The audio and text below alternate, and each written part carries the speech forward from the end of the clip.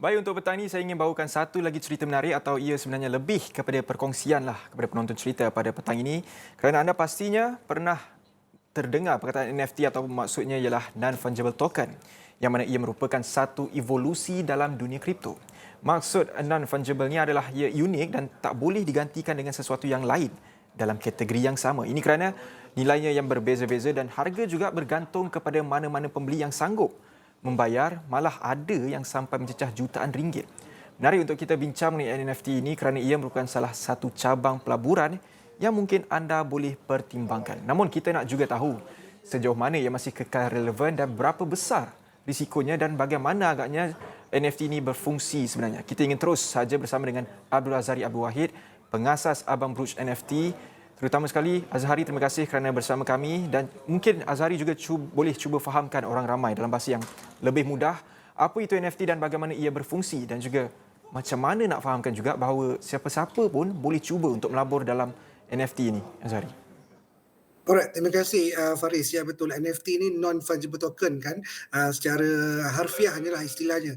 Namun nak bagi senang faham, sebenarnya kita bayangkan dia sebagai satu digital asset yang mewakili pelbagai objek. Contohnya macam art, music, game ataupun video dan sebagainya yang boleh dijual dan dibeli dalam bentuk online di marketplace. Contohnya di Malaysia kita ada pentas.io. Alright, dan of course dia punya digunakan dalam bentuk cryptocurrency. Dan benda ni memang tak boleh diubah, tak boleh tukar ya, sebab benda ni akan menjadi sesuatu yang sangat istimewa, memang tak boleh diubah dan ditukar, dan menggunakan kripto sebagai basic untuk kata orang aliran pembelian dan juga pelaburan yang dijalankan dalam NFT. Dan satu benda yang sangat menarik yang memberi peluang kepada semua kreator-kreator di Malaysia dan juga di seluruh dunia untuk kata orang memasarkan produk masing-masing untuk menunjukkan kehebatan awak masing-masing dan diterima dan dibeli oleh bakal pelabur maupun peminat collection tersebut, Faris. Dan juga Azhari, sejauh mana agaknya NFT ini mampu mendominasi ruang pelaburan dunia kripto dalam negara kita? Contohnya, ia sebenarnya meletup sejak tahun lepas sebenarnya, namun setelah beberapa bulan dan kini dah masuk 2022, adakah ia masih lagi panas ataupun relevan pada hari ini?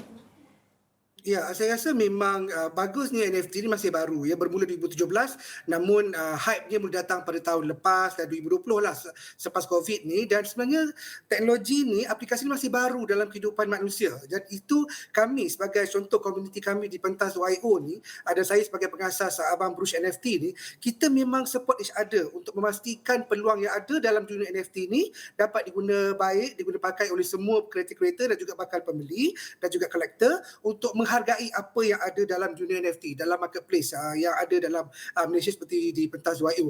Namun begitu, kita kena faham juga ada risiko ya, ada naik turun harga dan sebagainya.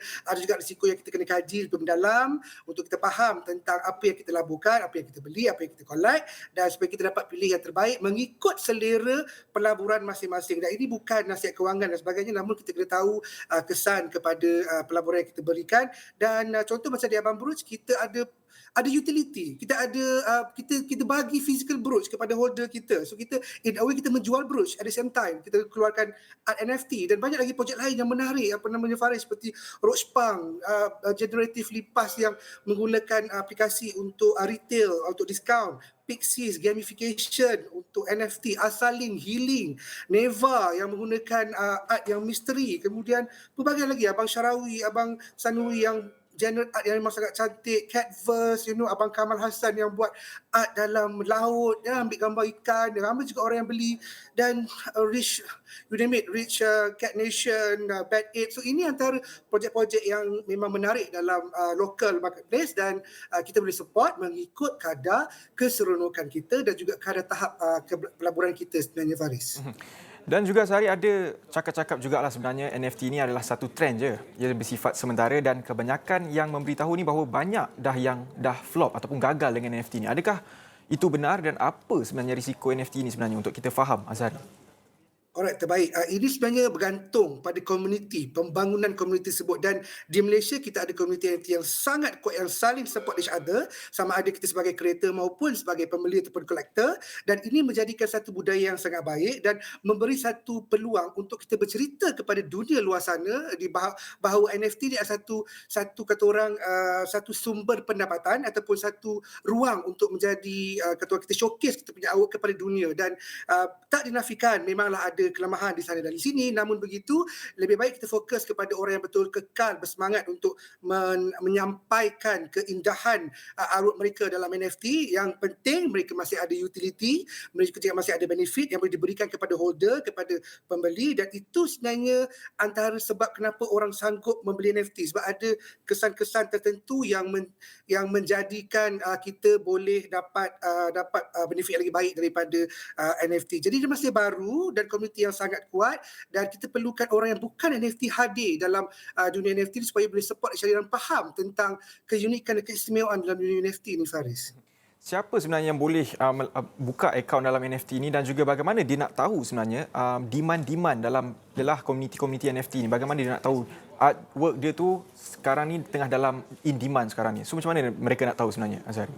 Okey, terbaik. Memang of course dia kena ada basic dalam cryptocurrency sebab dia perlukan wallet dan sebagainya. Kebanyakan dia guna wallet MetaMask lah dan daripada marketplace yang ada. Contoh di pentas.io, kita boleh tengok projek-projek yang baik. Kita boleh kenal founder dia, kita boleh kenal project manager dia. Macam saya sendirilah sebagai creator boleh berbincang dengan saya untuk saya ceritakan apa sebenarnya yang ada dalam projek Abang Brush ataupun Rospang contohnya berjumpa dengan Abang Ki cakap tentang apa projek yang ada dalam Rospang contohnya dan itu menjadikan kita lebih yakin dan kita boleh tengok projek itu sesuai tak dengan selera kita sebagai pelabur, sebagai kolektor dan kita boleh buat keputusan untuk pilih yang terbaik memastikan program kita itu berbaloi dan juga collection itu juga berbaloi sebab ada orang beli sebab dia suka art tu saja Faris. Dia memang suka sangat art tu dan dia beli sebab dia support art tu. Jadi itu kita boleh tengok dalam marketplace supaya kita boleh kaji dan tolong buat kajian sebelum buat keputusan sebagai seorang pelabur maupun bakal kolektor dalam mana-mana projek NFT Faris. Kita juga sebelum ni dah digemparkan dengan seorang individu ni yang dia kata dia ambil gambar setiap hari, selfie every day dan dia juga paparkan dalam NFT dan itu adalah salah satu kejayaan yang boleh dibanggakanlah daripada rakyat Indonesia itu sendiri. Jadi bagaimana agaknya kita nak selaras dengan ke arah ialah nak menjadi boleh cecah sampai jutawan itu sendiri kerana hanya sekadar menggunakan platform NFT jual dia punya NFT, selfie-selfie kat situ every day. Jadi bagaimana agaknya mungkin kita yang agak logik ke boleh sampai macam tu sekali agaknya Azhari? Okey, sebenarnya itu kelebihan NFT. Asasnya adalah seni. Bila seni ni, nilai dia juga sangat subjektif. Jadi orang kata selfie tu boleh bernilai jutaan ringgit. Ada orang kata brush boleh dibeli dengan harga RM500,000 contoh. Ataupun art oleh label yang ala-ala opa tu kita sanggup bayar RM30,000 contohnya. Dia sangat subjektif. Jadi buying, seller dan buyer punya keputusan. Dia sanggup dan rasa sesuai dengan hasil art tersebut dan itu memberi satu peluang yang baik kepada creator sebagai pendapatan dan juga kepada holder sebagai creator, collector untuk tengok naik turun projek tersebut supaya bila kita laporkan duit, bila projek itu jalan lebih baik dengan syarat kita buat do your own research lah dan tanya orang yang pakar, tanya orang yang bertauliah untuk buat keputusan dan kita invest dengan duit yang kita mampu saja dan tolong kaji sebab menarik benda yang berlaku di NFT ni dan kita kena bijak dalam memilih projek yang baik di mana-mana saja projek NFT Faris. Dan Azhari, apa yang perlu dipertimbangkan oleh seseorang yang baru ingin cuba NFT ini sebagai penjual dan juga mungkin sebagai pembeli? Mungkin mereka nak beli artwork itu sendiri. Apa agaknya yang mereka perlu study sebelum mereka boleh cuba-cuba nak join NFT ini sebenarnya, Azhari? Okey, alright. Contohnya sebagai creator. Macam saya sendiri sebagai creator, projek Abang Brush NFT ni boleh cari saya di NFT di pentas.io, cari je Azhari Wahid, insya-Allah akan jumpa projek saya di pentas.io. Now, yang penting adalah kita tahu apa sebenarnya tujuan kita jalankan projek tersebut. Itu yang paling pertama, ideanya apa. Kemudian kita kena tahu juga penjenamaan yang kita nak bawa, jenama macam Abang Brush contohnya kita nak bawa ke depan dan apa aktiviti pemasaran yang kita kena buat, aktif di Twitter, aktif di Space contohnya. Dan yang penting kena bersama dengan komuniti supaya supaya kita sama-sama kekal dalam support each other. Itu yang paling penting. Itu yang paling paling seronok dalam pentas YO dan community dia memang sangat awesome, sangat superb, dan pastikan juga kita cuba create artwork yang terbaik, artwork yang paling cantik, yang paling indah di mata orang yang melihat nanti. Dan untuk pelabur, pastikan kita faham tentang benefit dan utility yang kita dapat daripada NFT tersebut, kaji roadmap projek tersebut supaya kita faham sejauh mana projek tu boleh pergi jauh, dan juga kita tengok sama ada short term ke, mid term ke, long term, sebab ada pelbagai cara orang ada pelbagai niat membeli di NFT ni. Juga mungkin kalau kita suka sangat art tu cantik, dan contoh macam Abang Sanuri punya art yang sangat cantik, sangat klasikal, so kita lebih suka kita beli, dan mungkin dapat art, mungkin dapat gambar dan sebagainya. Jadi bergantung kepada keturang appetite pelaburan kita. Dan yang penting saya pesan sekali lagi, tolong do your own research, tanya orang yang pakar dari segi nasihat kewangan, ada yang bertauliah, dan juga pastikan kaji betul-betul dan invest in the money that you can afford to lose, sebab volatility untuk kripto dan NFT sangat tinggi. Jadi kita kena tahu risiko yang kita hadapi. Bila lagi tinggi risikonya, maka lagi tinggilah rewardnya. Jadi lagi tinggi risikonya juga lagi tinggi juga kesan sekiranya berlaku sesuatu. Dan jadilah seorang pemilik kolektor yang bijak, dan jadilah seorang kreator yang sangat-sangat kata orang kreatif demi membawa dunia NFT kepada dunia luar, Faris. Terima kasih pengasas Abang Brooch NFT situ dia tadi Abdul Azari Abdul Wahid yang berkongsikan apa sebenarnya NFT, non-fungible token, dan bagaimana kita boleh jangkakan sebenarnya kalau kita start nak join NFT ni, itulah antara risikonya, itulah yang boleh kita jangkakan. Itu dia tadi perkongsian daripada Abdul Azari Abdul Wahid, pengasas Abang Brooch NFT. Terima kasih, dan saya kira itu saja cerita petang ini. Saya Faris Daniel. Assalamualaikum dan salam hormat.